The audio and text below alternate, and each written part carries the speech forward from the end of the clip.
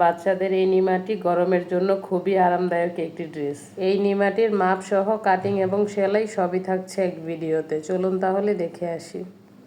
আসসালামু আলাইকুম, hello everyone, আশা করি সবাই ভালো আছেন। আজকে আমি এখানে গরমের উপযোগী এবং স্টাইলিশ একটি ড্রেস কাটিং করে দেখাবো। তার জন্য আমি এখানে একটি কাপড় নিয়েছি, কাপড়টিকে সম্পূর্ণ মেলে নিয়েছি। এবার মাপটি দেখিয়ে দিব। কাপড়টি লম্বায় নিয়েছি 7 ইঞ্চি এবং চওড়ায় নিয়েছি প্রায় 26 ইঞ্চি পরিমাণ। এবার কাপড়টিকে প্রথমে এক ভাঁজ 2 পার্ট এবং পরে আরেকটি ভাঁজ দিয়ে 4 পার্ট করে নিব। এবার এখানে গলার চওড়া নিয়েছি 2 ইঞ্চি থেকে 2 সুতা কম। এখানে চাইলে 2 ইঞ্চিও নেওয়া যেতে পারে। শোল্ডারে যেহেতু চিকন ফিতা হবে তাই এখানে শোল্ডারের মাপ 1/2 ইঞ্চি পরিমাণ নিয়েছি। এখন গলার লম্বার মাপটি নিব কোনাকুনিভাবে 3 ইঞ্চি। 3 ইঞ্চিতে একটি মার্কিং করে নিচ্ছি। এছাড়া আপনারা চাইলে গলার মেজারমেন্টটি লম্বা করেও নিতে পারেন, লম্বালম্বিভাবে নিলে হবে 2 ইঞ্চি। এখন গলার শেপটি দিয়ে নেব। আমি এখানে সামনে এবং পেছনে সমান গলা দিচ্ছি। এখন আর্মহোলের মাপটি নিয়ে নিব। এখানে আর্মহোলের জন্য 3 ইঞ্চিতে মার্কিং করে নিচ্ছি। এবার বক্স করে নিয়ে আর্মহোলের শেপটি দিয়ে নিব। এবার বডির মাপ নিয়ে নিব। আমি এখানে বডির মাপ নিয়ে নিচ্ছি 4 ভাঁজে 5.5 ইঞ্চি এবং 1 ইঞ্চি সেলাইয়ের জন্য অতিরিক্ত।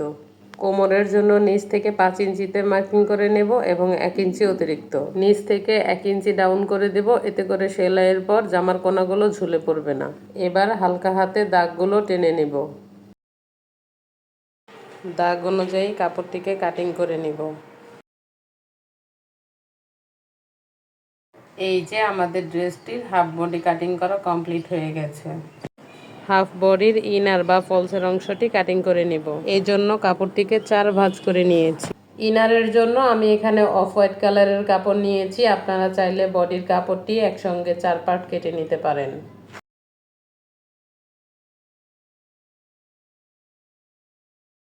বডি পার্ট এবং ইনার দুটোই কাটিং করা কমপ্লিট হয়ে গেছে। এখন কাটিং করে নিব নিচের অংশটি।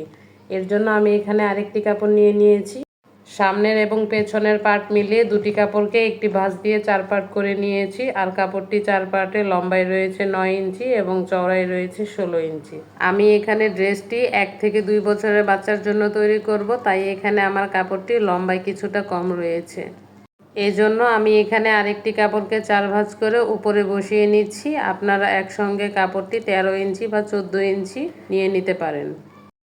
জোড়ার কাপড়টিকে মাঝখান থেকে কেটে 2 ভাগ করে নিচ্ছি।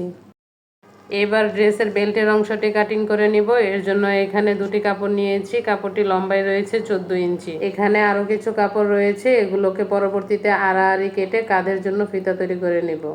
চলে আসলাম সেলাই পর্বে। প্রথমেই এখানে দুটো টুকরো কাপড়কে একসঙ্গে জোড়া দিয়ে নিয়েছি। এখন মাঝখান থেকে একটি ভাঁজ দিয়ে আড়াআড়িভাবে কাপড়টিকে কেটে নিচ্ছি। এবার কাপড়ের পাট দুটিকে আরেকটি ভাঁজ দিয়ে নেব। এবার 1.5 ইঞ্চিতে মার্কিং করে নেব। দাগটি সমান করে টেনে কাটিং করে নেব।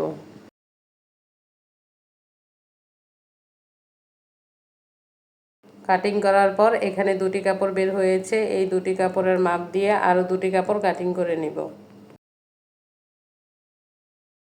এখানে টোটাল 4টি কাপড় বের হয়েছে। এই 4টি কাপড় থেকে 4টি ফিতা তৈরি হবে। এখানে আমি ফিতার কাপড়টিকে একটি ভাঁজ দিয়ে চিকন করে সেলাই করে নেব।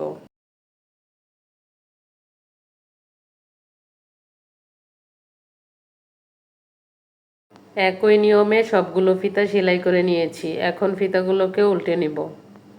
এখানে একটি হাতের সুইয়ের সাহায্যে আমি ফিতাগুলোকে উল্টে নিচ্ছি। যেহেতু এই ফিতাগুলো অনেকভাবে উল্টানো যায়, এজন্য আপনারা আপনাদের সুবিধা মতো এই কাজটি করে নিতে পারেন। একইভাবে আমি সবগুলো ফিতা তৈরি করে নিয়েছি। এখন কিছু ছোট ছোট কাপড় 4 কোনা করে কেটে নিয়েছি। কাপড়টিকে 2 ভাঁজ দিয়ে ফিতাটি মাঝখানে রেখেছি। তারপর আরেকটি ভাঁজ দিয়ে সেলাই করে নিচ্ছি। কাপড়ের শেষের কোনাটি এভাবে একটি ভাঁজ দিয়ে সেলাই করে দিতে হবে। একই নিয়মে উপরের দিকে আরেকটি টার্সেল তৈরি করে নিব। এই যে এখানে সবগুলো ফিতা রেডি করে নিয়েছি। এবার এগুলোকে বডি পার্টের সঙ্গে অ্যাটাচ করে নিব। এর জন্য প্রথমে বডির কাপড়টি নিয়ে নিয়েছি। বডি এবং ইনারের কাপড় দুটিকে একসঙ্গে সেলাই করে নিতে হবে। এর জন্য বডির কাপড়টিকে সোজা পাশে এবং তার উপরে ইনারের কাপড়টিকে রেখে সেলাই করতে হবে। সেলাই করতে করতে শোল্ডারের কাছাকাছি এসে ইনার এবং বডির কাপড়ের মাঝখানে ফিতাটি বসিয়ে নিব। একই নিয়মে অন্য পাশের ফিতাটিকেও লাগিয়ে নিব। আমার কথা যদি আপনাদের বুঝতে অসুবিধা হয় তবে ভিডিওটি মনোযোগ দিয়ে দেখেও শিখে নিতে পারেন। গলা এবং আর্মহোলের মাঝখানে কিছু ছোট ছোট কাট বসিয়ে নিচ্ছি, এতে করে পরবর্তীতে ইনারের কাপড়টিকে যখন উল্টে নেব তখন ফিনিশিংটি খুব সুন্দর আসবে। শোল্ডারের ফিতা দুটিকে হালকাভাবে টেনে ইনারের কাপড়টিকে উল্টে নিচ্ছি। প্রয়োজনে নখের সাহায্যে হালকাভাবে একটু ঘষে নিলেই ফিনিশিংটি পারফেক্ট হবে। আরও ভালো ফিনিশিংয়ের জন্য আর্মহোল এবং গলার পাশ দিয়ে চাপ সেলাই দিয়ে নিচ্ছি।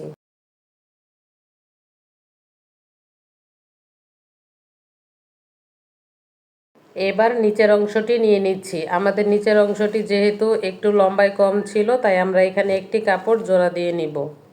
যারা এখনও আমার ভিডিওটি দেখছেন আশা করি তাদের কাছে আমার ভিডিওটি ভালো লেগেছে। আমার ভিডিওটি যদি আপনাদের কাছে ভালো লেগে থাকে তবে লাইক, কমেন্ট এবং শেয়ার করতে ভুলবেন না। এই যে আমাদের জোড়া দেওয়া কমপ্লিট হয়ে গেছে, এখন আমরা কাপড়টিতে কুচি দিয়ে নেব। যাদের কাপড়ে জোড়া দেওয়ার প্রয়োজন নেই তারা সরাসরি কাপড়টিতে কুচি দিয়ে নেবেন। এজন্য এখানে মেশিনের সেলাইটিকে সর্বোচ্চ বড় করে নিয়ে সেলাই করে নিচ্ছি। এতে করে কুচি তৈরি করতে সুবিধা হবে। সেলাই শেষ হওয়ার পর কাপড়ের পাশে একটু সুতা রেখে তারপর কেটে ফেলতে হবে। এবার বাড়তি সুতো থেকে একটি সুতো ধরে হালকাভাবে টেনে টেনে কুচি তৈরি করে নিতে হবে। এ পর্যায়ে সুতা যেন ছিঁড়ে না যায় সেটি খেয়াল রাখতে হবে।